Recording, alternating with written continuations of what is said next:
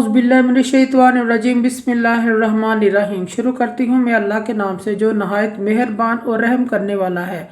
मौज़े सामीनो कराम, अस्सलामु अलैकुम रहमतुल्लाहि व बरकातुहू। उम्मीद है आप खैरियत से होंगे। अल्लाह पाक आपकी मुश्किलात का हल फरमाए। अल्लाह पाक आपकी जायज़ हाजात को पूरा करें, आमीन।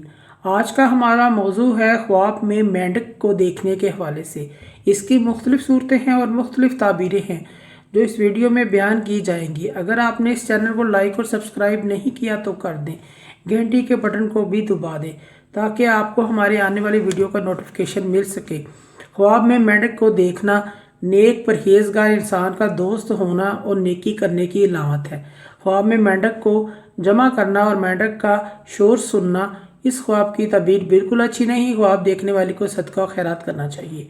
ख्वाब में मेंढक से लड़ाई करना किसी मर्द के साथ झगड़ा करने की अलामत है। ख्वाब में मेंढक को पकड़ना नेक और सखी इंसान से दोस्ती करने की अलामत है। ख्वाब में मेंढक का काटना तो ये रंज पहुंच जाना और दुख उठाने की अलामत है। ख्वाब में मेंढक का गोश्त खाना इबादत गुजार नेक परहेजगार शख्स को फरमा बरदार करने और इसका माल कम खर्च करने की अलामत है। ख्वाब में मेंढक को खुशकी में डाल देना किसी शख्स का काम रोकने और इसको नुकसान पहुंचाने की अलामत है। ख्वाब में मेंढक को मारना नेक शख्स को दोस्त बनाने और इसकी माल खर्च करने की अलामत है।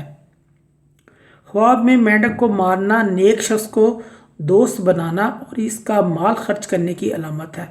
मौज़े सामीन और कराम, अगर आपको हमारी वीडियो जो अच्छी लगती है तो उसे सदका जारिया समझकर ज़्यादा से ज़्यादा शेयर करें। अल्लाह पाक आपका हमें नसर हो। जज़ाकल्लाह।